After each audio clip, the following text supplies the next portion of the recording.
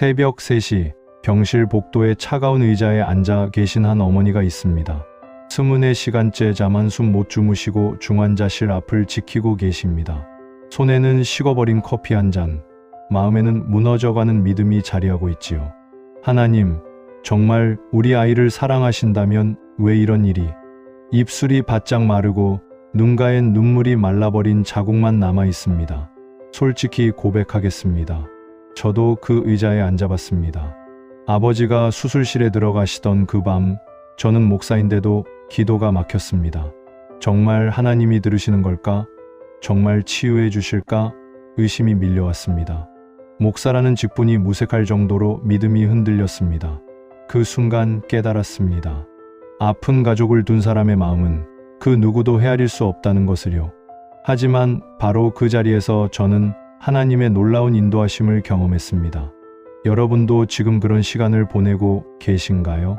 아픈 가족 때문에 잠 못 이루는 밤들이 계속되고 계신가요? 병원비 걱정에 마음이 무거우시고 기도해도 변하지 않는 현실에 믿음이 흔들리고 계신가요? 그렇다면 오늘 이 시간이 여러분에게 새로운 전환점이 될 것입니다. 제가 그 어둠의 터널을 지나오면서 발견한 7가지 비밀을 나누고 싶습니다. 이것은 단순한 위로의 말이 아닙니다. 실제로 수많은 가정에서 경험한 하나님의 살아계신 역사입니다. 지금부터 함께 이 놀라운 여정을 시작해 보시겠습니까? 첫 번째, 절망 속에서도 하나님을 찾는 방법. 가족이 아플 때 우리가 가장 먼저 부딪히는 벽이 무엇인지 아시나요? 바로 하나님이 정말 계시는가? 라는 의문입니다. 평소에는 확신에 찬 믿음을 고백하던 우리도 가장 사랑하는 사람이 고통당하는 모습을 보면 모든 것이 무너져 내리는 것 같습니다. 하나님, 어디 계십니까? 왜 응답하지 않으십니까? 이런 부르짖음이 마음 깊은 곳에서 올라오지 않으신가요? 하나님께서는 바로 이런 우리의 마음을 아십니다. 시편 42편 3절에서 다윗은 이렇게 고백했습니다. 사람들이 종일 나에게 하는 말이 내 하나님이 어디 있느냐 하니 내 눈물이 주야로 내 음식이 되었도다. 다윗도 우리와 똑같은 마음이었습니다. 주변 사람들의 시선과 자신의 의심 사이에서 눈물로 밤을 지새웠습니다. 그런데 놀라운 것은 바로 다음 구절입니다.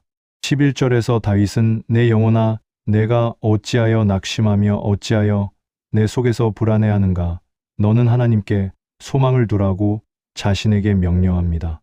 다윗이 발견한 비밀이 무엇입니까? 절망 속에서도 하나님을 찾는 방법은 감정이 아니라 의지적 결단에 있다는 것입니다. 3년 전 우리 교회 김영희 집사님 이야기를 들려드리겠습니다. 65세이신 김 집사님의 남편분이 갑자기 뇌출혈로 쓰러지셨습니다. 의사는 72시간이 고비라고 했습니다. 김 집사님은 그 순간 완전히 무너졌습니다. 목사님, 저는 30년 동안 교회를 다녔는데 지금 하나님이 어디 계신지 모르겠어요. 눈물을 흘리며 말씀하시는 모습을 지금도 기억합니다. 저는 그분께 단 한 가지만 부탁드렸습니다. 집사님, 지금은 아무 느낌이 안 나셔도 하루에 한 번씩만 하나님 계십니다 라고 고백해 보세요. 처음 3일은 정말 힘들어 하셨습니다. 목사님, 입으로는 고백하는데 마음에 아무것도 안 느껴져요.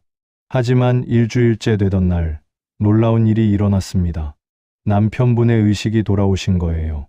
그런데 더 놀라운 것은 김 집사님의 변화였습니다. 목사님, 이제 알겠어요. 하나님은 제가 느끼지 못할 때도 계셨던 거예요. 그 후 6개월 동안 남편분은 완전히 회복되셨습니다. 김 집사님은 지금도 말씀하십니다.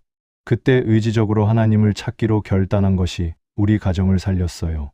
여러분, 이것이 바로 하나님을 찾는 첫 번째 비밀입니다. 감정이 메말라도 마음이 무너져도 의지로 하나님을 붙잡는 것입니다. 사랑하는 여러분, 지금 저와 함께 이렇게 기도해 보시겠습니까? 하나님 아버지, 지금 제 마음이 너무 아프고 절망스럽습니다. 하지만 감정을 넘어서서 하나님이 살아계심을 고백합니다. 제가 느끼지 못할 때도 아버지는 저와 함께 계셨습니다. 지금 이 순간에도 아버지의 사랑이 저를 감싸고 계심을 믿습니다. 제 가족을 향한 아버지의 선하신 계획이 있음을 신뢰합니다. 예수님의 이름으로 기도합니다. 아멘. 이 고백을 매일 하시면 분명히 하나님의 임재를 경험하게 될 것입니다. 두 번째, 기도가 막혔을 때 뚫리는 비밀. 가족이 아플 때 두 번째로 겪는 어려움이 바로 기도의 막힘입니다. 평소에는 기도가 잘 되던 분들도 정작 가장 간절할 때 말문이 막히는 경험을 하시지요. 하나님, 뭐라고 기도해야 할지 모르겠어요. 이런 답답함을 느껴보신 적 있으신가요? 사실 이것은 매우 자연스러운 현상입니다. 우리의 마음이 너무 아플 때는 말로 표현할 수 없는 지경에 이르기 때문입니다. 그런데 바로 이때를 위해 하나님께서 놀라운 해결책을 준비해 두셨습니다. 로마서 8장 26절을 보십시오. 이와 같이 성령도 우리의 연약함을 도우시나니 우리는 마땅히 기도할 바를 알지 못하나 오직 성령이 말할 수 없는 탄식으로 우리를 위하여 친히 간구하시느니라. 얼마나 놀라운 약속입니까? 우리가 할 말을 잃었을 때 성령님께서 대신 기도해 주신다는 것입니다. 성령님은 우리보다 훨씬 더 우리의 필요를 아시고 하나님의 뜻에 맞게 간구해 주십니다.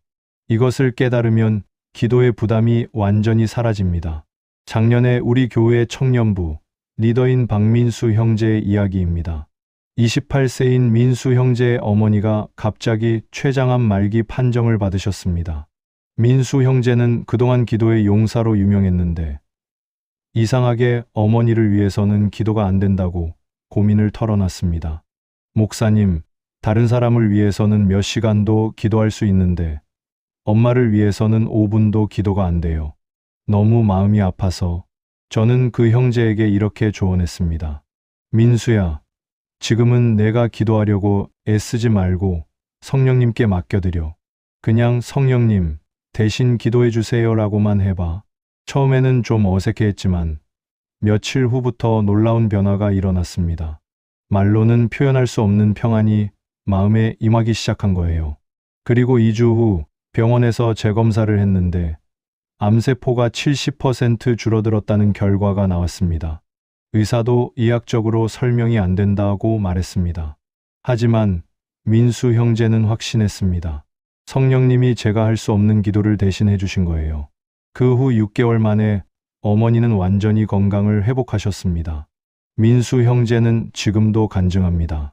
기도가 막혔을 때가 오히려 성령님의 역사를 경험하는 기회였어요. 여러분, 이것이 기도가 막혔을 때의 해결책입니다. 우리가 할 말을 잃었을 때 성령님께 온전히 맡겨드리는 것입니다. 성령님은 우리의 마음을 아시고 하나님 아버지의 뜻에 맞게 완벽하게 기도해 주십니다. 더 이상 어떻게 기도해야 할까 고민하지 마십시오. 성령님께서 이미 모든 것을 준비해 두고 계십니다. 함께 이렇게 기도해 보시겠습니까? 성령님, 지금 제가 어떻게 기도해야 할지 모르겠습니다. 제 마음이 너무 아파서 말문이 막혔습니다. 성령님께서 대신 기도해 주세요. 제가 표현할 수 없는 간절함을 아버지께 전해 주세요. 제 가족을 위한 하나님의 완전한 뜻이 이루어지도록 간구해 주세요. 성령님의 기도를 의지하며 감사드립니다. 예수님의 이름으로 기도합니다. 아멘. 이제부터는 기도가 막힐 때마다 이렇게 성령님께 맡겨드리세요. 세 번째, 가족을 위한 중보기도의 능력. 가족이 아플 때 우리가 할 수 있는 가장 강력한 일 중 하나가 바로 중보기도입니다. 하지만 많은 분들이 중보기도를 단순히 대신 기도하는 것 정도로만 생각하십니다. 중보기도의 진짜 능력을 모르고 계시는 거예요. 중보기도는 단순히 누군가를 위해 기도하는 것이 아닙니다. 하나님과 그 사람 사이에 서서 하나님의 마음을 그 사람에게 전달하고 그 사람의 필요를 하나님께 아뢰는 거룩한 사역입니다. 에스겔 22장 30절에서 하나님은 이렇게 말씀하셨습니다. 이 땅을 위하여 성을 쌓으며 성 무너진 곳에서 내 앞에 서서 막아 그 땅이 멸망하지 않게 할 사람을 내가 찾았으나 찾지 못하였으므로 하나님께서는 중보기도하는 사람을 찾고 계십니다. 무너진 성 같은 우리 가족의 상황에서 하나님 앞에 서서 막아줄 사람을 찾고 계시는 거예요. 바로 여러분이 그 사람이 될 수 있습니다. 중보기도의 능력은 우리의 간절함에 있는 것이 아니라 하나님의 마음에 동참하는 데 있습니다. 2년 전 우리 교회 안영숙 권사님의 놀라운 간증을 들려드리겠습니다. 72세이신 안 권사님의 며느리가 교통사고로 식물인간 상태가 되었습니다. 병원에서는 깨어날 가능성이 거의 없다고 진단했습니다. 안 권사님은 그 순간 무엇을 하셨을까요? 며느리의 병실 옆에 작은 기도실을 만드시고 매일 12시간씩 중보기도를 시작하셨습니다. 그런데 권사님의 기도 내용이 특별했습니다. 하나님, 제 며느리를 깨워달라고 하지 않으셨어요. 하나님, 아버지의 마음을 제게 주세요. 며느리를 향한 아버지의 계획이 무엇인지 알려주세요 라고 기도하셨습니다. 3개월째 되던 어느 날, 기도 중에 놀라운 확신이 임했습니다. 하나님께서 우리 며느리를 통해 많은 사람들에게 기적을 보여주실 거야. 그 확신을 붙잡고 더욱 간절히 중보기도를 계속하셨습니다. 정확히 6개월 후 기적이 일어났습니다. 며느리가 갑자기 눈을 뜨신 거예요. 의료진들이 깜짝 놀랐습니다. 의학적으로는 불가능한 일입니다. 그런데 더 놀라운 일이 기다리고 있었습니다. 그 며느리분이 완전히 회복된 후 혼수 상태에서도 시어머니의 기도 소리가 들렸다고 간증하신 거예요. 매일 들려오는 기도 소리가 제게 살아야 할 이유를 주었어요. 이 간증이 병원에 퍼지면서 많은 환자 가족들이 기도하기 시작했고 그 병원에는 작은 부흥이 일어났습니다. 정말로 하나님께서 한 사람을 통해 많은 사람들에게 기적을 보여주신 것입니다. 안 권사님은 지금도 말씀하십니다. 중보기도는 제가 하나님께 무엇을 달라고 하는 게 아니라 하나님의 마음을 알아가는 시간이었어요. 여러분, 이것이 중보기도의 진짜 능력입니다. 우리가 하나님의 마음에 동참할 때 하나님께서는 우리를 통해 놀라운 일들을 행하십니다. 가족을 위한 중보기도를 할 때는 먼저 하나님의 마음을 구하세요. 이 상황에서 하나님의 뜻이 무엇인가를 먼저 알아가세요. 그러면 우리의 기도가 하나님의 뜻과 일치하게 되고 반드시 응답을 받게 됩니다. 함께 이렇게 기도해 보시겠습니까? 사랑의 하나님 아버지, 제 가족을 향한 아버지의 마음을 알려주세요. 이 고통 가운데서도 이루시고자 하는 아버지의 선하신 뜻이 무엇인지 깨닫게 하소서. 제가 제 생각대로 기도하지 않고 아버지의 마음으로 중보기도할 수 있게 도와주세요. 제 가족을 통해 아버지의 영광이 나타나기를 간절히 소망합니다. 하나님의 뜻이 하늘에서 이루어진 것 같이 우리 가정에서도 이루어지게 하소서. 예수님의 이름으로 기도합니다. 아멘. 이런 마음으로 중보기도를 시작하시면 놀라운 역사를 경험하게 될 것입니다.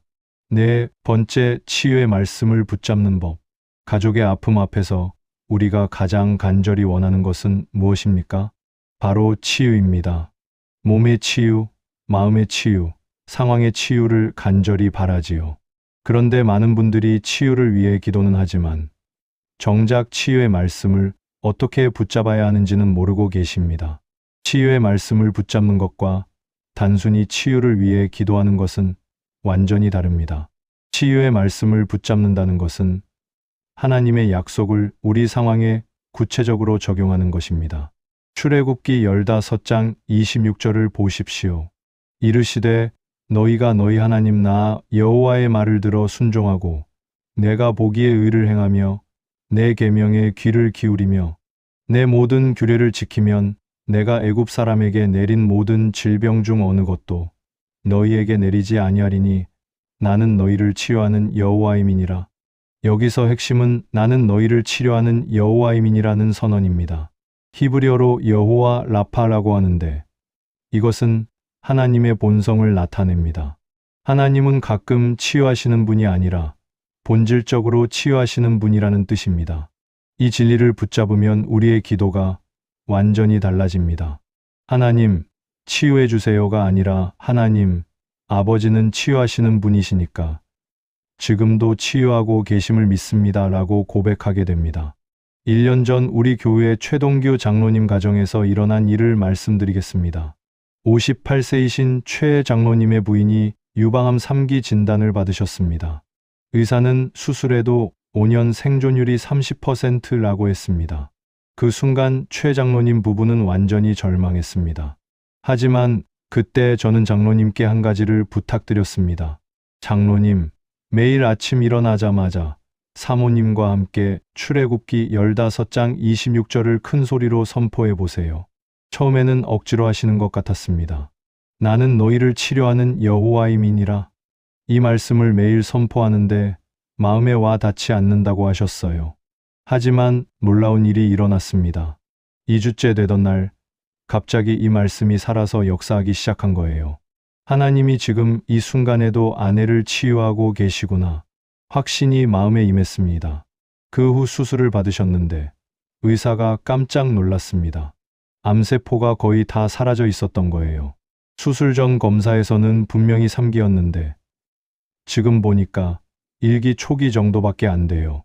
최 장로님은 그 순간을 이렇게 간증하셨습니다.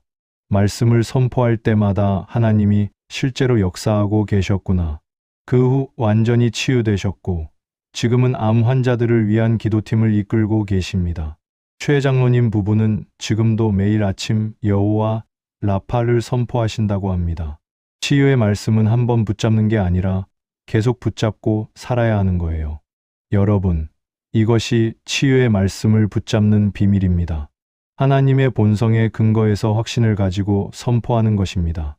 하나님께서 치유하실 수도 있다가 아니라 하나님은 치유하시는 분이시다라고 고백하는 것입니다. 이런 확신으로 말씀을 붙잡을 때 놀라운 역사가 일어납니다. 또 다른 치유의 말씀인 베드로전서 2장 24절도 함께 붙잡으세요. 친히 나무에 달려 그 몸으로 우리 죄를 담당하셨으니 이는 우리로 죄에 대하여 죽고 의에 대하여 살게 하려 하심이라. 그가 채찍에 맞음으로 너희는 나음을 얻었느니라. 나음을 얻었느니라는 과거형입니다. 이미 예수님의 십자가에서 우리의 치유는 완성되었다는 뜻입니다. 함께 이렇게 기도해 보시겠습니까? 치유하시는 하나님 아버지, 아버지는 본질적으로 치유하시는 여호와 라파이십니다. 예수님의 십자가에서 이미 제 가족의 치유가 완성되었음을 믿습니다. 지금 이 순간에도 아버지께서 치유의 역사를 행하고 계심을 선포합니다. 제 가족의 몸과 마음과 영혼이 아버지의 치유의 능력으로 회복되기를 간절히 소망합니다. 예수님의 이름으로 기도합니다. 아멘. 매일 이 말씀들을 선포하시고 하나님의 치유하시는 본성을 믿고 의지하세요. 5번째, 하나님의 인도하심을 분별하는 지혜. 가족이 아플 때 우리는 수많은 선택의 기로에 서게 됩니다. 어느 병원으로 갈 것인가? 어떤 치료를 받을 것인가? 언제 수술을 할 것인가? 이런 중요한 결정들을 내려야 할 때 가장 필요한 것이 바로 하나님의 인도하심입니다. 그런데 많은 분들이 하나님의 인도하심을 어떻게 분별해야 하는지 몰라서 고민하십니다. 하나님, 어떻게 해야 할까요? 기도는 하지만 답을 듣지 못한다고 하시죠. 하나님의 인도하심을 분별하는 데는 분명한 원칙이 있습니다. 잠언 3장 5에 6절을 보십시오. 너는 마음을 다하여 여호와를 신뢰하고 내 명철을 의지하지 말라. 너는 범사에 그를 인정하라, 그리하면 내 길을 지도하시리라. 여기서 핵심은 범사에 그를 인정하라는 말씀입니다.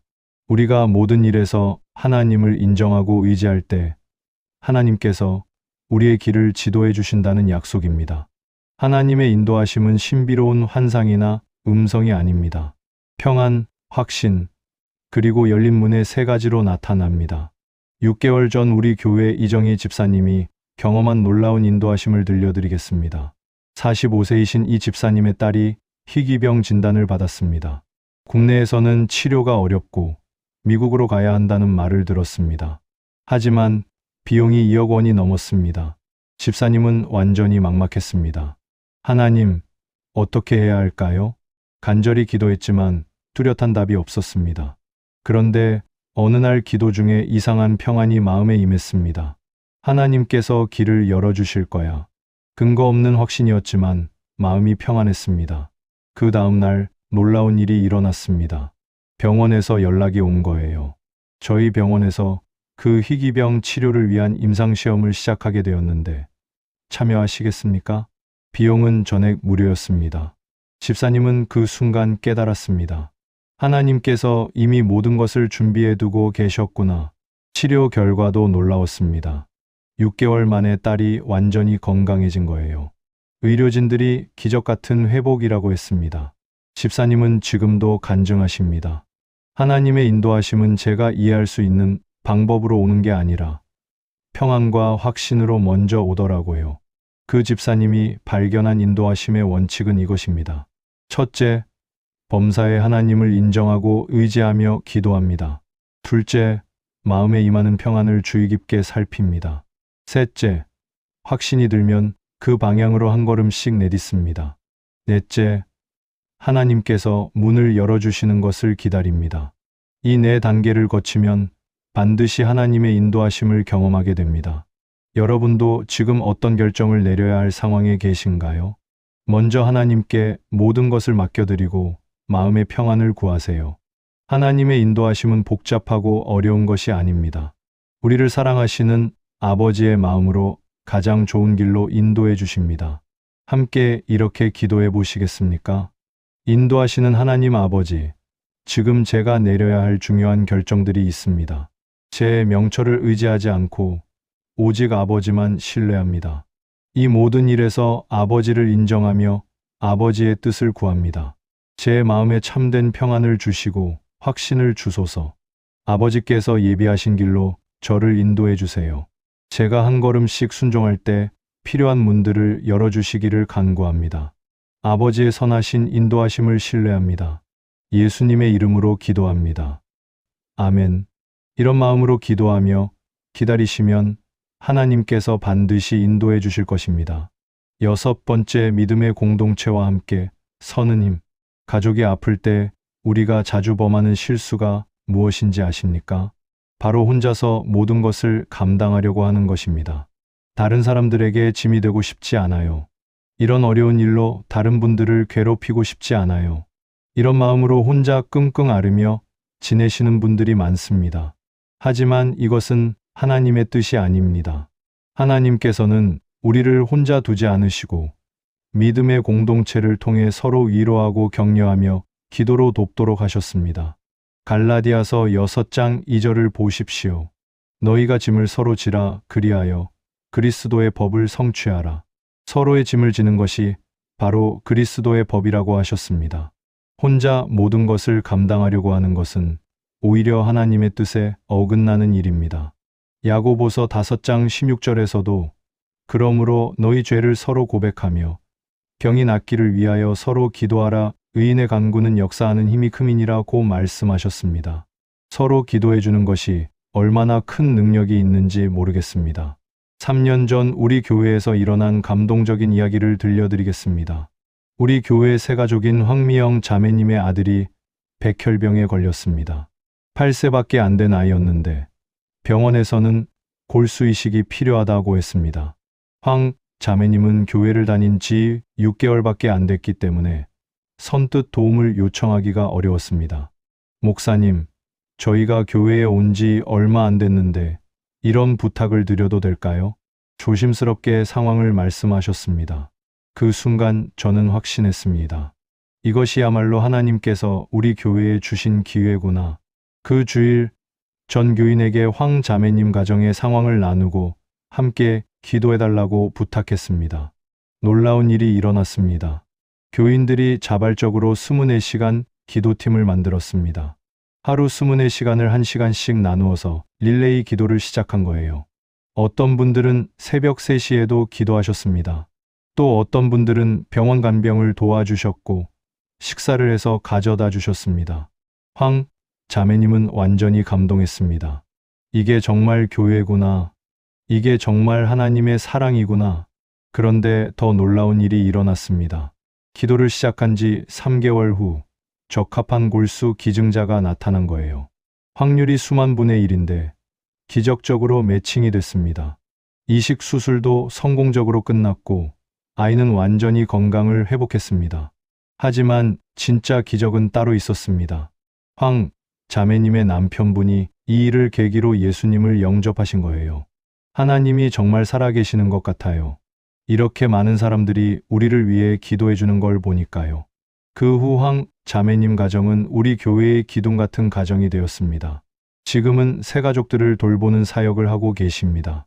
황 자매님은 늘 간증하십니다. 혼자서는 절대 이겨낼 수 없었을 거예요. 교회 가족들이 함께 기도해주고 도와줘서 기적이 일어났어요. 여러분, 이것이 믿음의 공동체의 힘입니다. 혼자서 견디려고 하지 마시고 믿음의 형제자매들과 함께 하세요. 여러분의 짐을 나누어 질 사람들이 이미 준비되어 있습니다. 더 이상 폐가 될까봐 미안해서 이런 생각하지 마세요. 서로 돕는 것이 바로 하나님의 뜻입니다. 그리고 지금 여러분이 도움을 받으면 나중에는 여러분이 다른 사람을 도울 수 있게 됩니다. 함께 이렇게 기도해 보시겠습니까? 사랑의 하나님 아버지, 저를 혼자 두지 않으시고 믿음의 가족들을 주셔서 감사합니다. 제가 지금 힘든 상황에 있다는 것을 아버지께서 아십니다. 더 이상 혼자 감당하려고 하지 않겠습니다. 믿음의 형제자매들과 함께 이 어려움을 나누게 하소서. 제가 도움을 요청하는 것을 어려워하지 않게 도와주세요. 그리고 다른 분들이 기도해 주시고 도와주실 때 겸손하게 받을 수 있게 하소서. 이 일을 통해 더욱 끈끈한 믿음의 공동체가 되게 하소서. 예수님의 이름으로 기도합니다. 아멘. 믿음의 가족들과 함께 할 때 하나님의 놀라운 역사를 경험하게 될 것입니다. 7번째, 감사와 찬양으로 승리하는 삶. 마지막으로 가장 중요한 비밀을 나누겠습니다. 가족이 아픈 상황에서 감사와 찬양을 한다는 것이 쉽지 않습니다. 어떻게 이런 상황에서 감사를 해요? 무엇을 찬양하라는 거예요? 이런 마음이 드는 것이 당연합니다.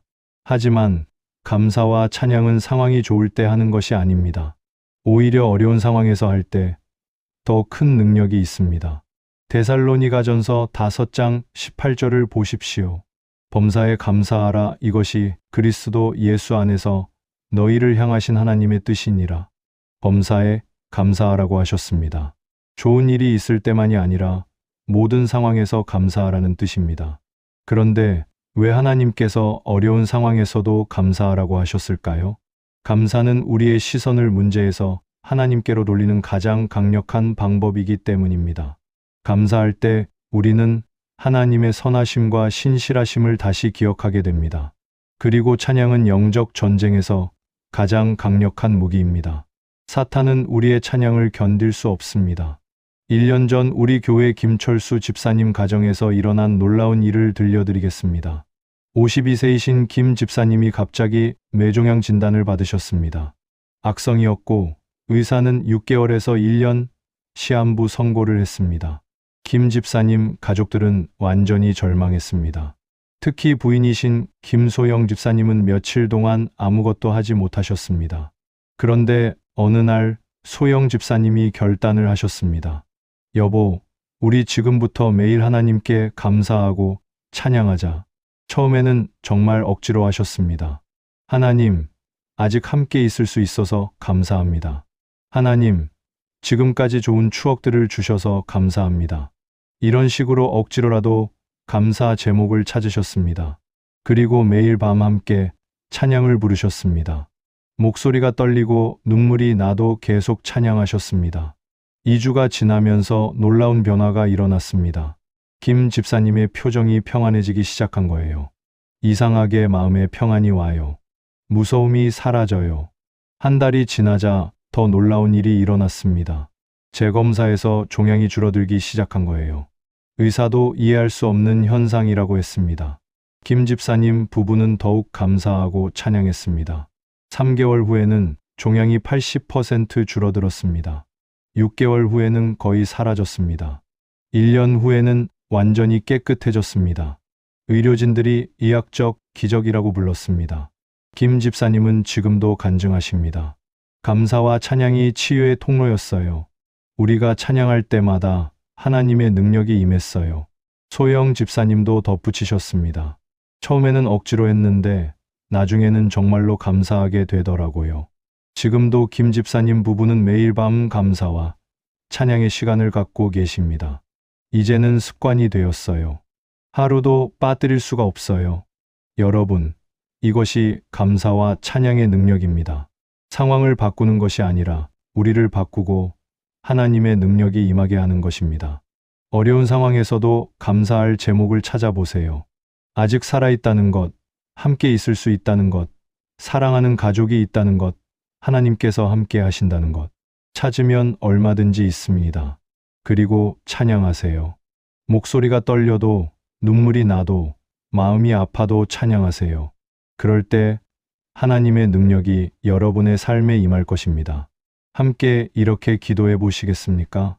감사와 찬양 받으시기에 합당하신 하나님 아버지, 이 어려운 상황에서도 감사할 제목들이 얼마나 많은지 깨닫게 하소서. 제가 상황만 바라보지 않고 아버지의 선하심을 바라볼 수 있게 도와주세요. 매일 감사의 제목을 찾는 지혜를 주시고 찬양할 수 있는 힘을 주소서. 제가 감사하고 찬양할 때 아버지의 능력이 제 가정에 임하기를 간구합니다. 이 모든 상황을 통해 아버지께 영광 돌리게 하소서. 예수님의 이름으로 기도합니다. 아멘. 감사와 찬양으로 매일을 시작하시면 반드시 승리하게 될 것입니다. 지금까지 나눈 7가지 말씀을 하나의 기도로 드리겠습니다. 함께 기도하시겠습니까? 전능하신 하나님 아버지, 오늘 이 시간 주신 놀라운 은혜의 말씀들을 감사드립니다.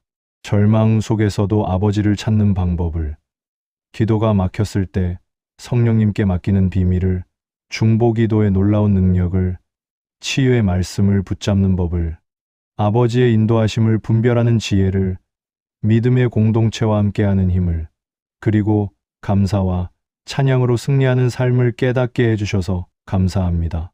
저는 고백합니다. 아버지는 살아계시고 지금도 역사하고 계십니다. 제가 느끼지 못할 때도 제 곁에 계셨고, 제가 절망할 때도 희망을 품고 계셨습니다. 성령님께서 제가 할 수 없는 기도를 대신해 주시고, 제가 아버지의 마음으로 가족을 위해 중보기도할 수 있게 하실 것을 믿습니다. 아버지는 본질적으로 치유하시는 여호와 라파이시며, 예수님의 십자가에서 이미 제 가족의 치유가 완성되었음을 선포합니다. 아버지께서 범사에 저를 인도하시고 믿음의 형제자매들과 함께 이 어려움을 이겨나가게 하실 것을 신뢰합니다. 오늘부터 저와 제 가족이 매일 아버지께 감사하고 찬양하는 삶을 살게 하소서. 어려운 상황에서도 감사할 제목을 찾게 하시고 찬양할 수 있는 힘을 주소서. 이 모든 과정을 통해 제 가족이 온전히 치유되고 회복되며 더 나아가 아버지의 영광이 드러나게 하소서. 제 가정을 통해 많은 사람들이 하나님의 살아계심을 경험하게 하시고 이 간증이 절망하는 모든 가정에게 희망이 되게 하소서. 아버지의 사랑과 능력이 제 가정을 완전히 덮으시기를 간구하며 살아계신 예수 그리스도의 이름으로 기도합니다. 아멘. 사랑하는 성도님들, 지금까지 집에 아픈 가족이 있을 때 주님을 붙잡는 7가지 방법에 대해 나누었습니다. 절망 속에서도 하나님을 찾는 방법, 기도가 막혔을 때 뚫리는 비밀, 가족을 위한 중보기도의 능력, 치유의 말씀을 붙잡는 법, 하나님의 인도하심을 분별하는 지혜, 믿음의 공동체와 함께 서는 힘, 그리고 감사와 찬양으로 승리하는 삶까지. 이 7가지는 단순한 이론이 아닙니다. 실제로 수많은 가정에서 경험한 하나님의 살아계신 역사입니다. 여러분의 가정에도 반드시 이런 기적이 일어날 것입니다. 지금 당장은 어둠의 터널 같아 보여도 하나님께서는 이미 모든 것을 준비해 두고 계십니다. 여러분이 할 일은 단 하나입니다. 오늘 나눈 이 말씀들을 붙잡고 실천하는 것입니다. 매일 아침 하나님 계십니다 라고 고백하시고 성령님께 기도를 맡겨드리세요. 가족을 위해 하나님의 마음으로 중보기도하시고 치유의 말씀을 선포하세요. 하나님의 인도하심을 구하시고 믿음의 가족들과 함께 하세요. 그리고 무엇보다 매일 감사하고 찬양하세요. 여러분도 이런 경험을 하고 계신 분이라면 좋아요를 눌러주시고 아래 댓글란에 아멘이라고 남겨주세요. 이 말씀이 마음에 닿았다면 더 많은 분들이 함께 은혜 받을 수 있도록 좋아요와 공유 부탁드립니다. 여러분의 가정에 하나님의 치유와 회복의 역사가 넘치도록 일어나기를 간절히 축복합니다. 주님의 평강이 여러분과 함께 하시기를 기도합니다.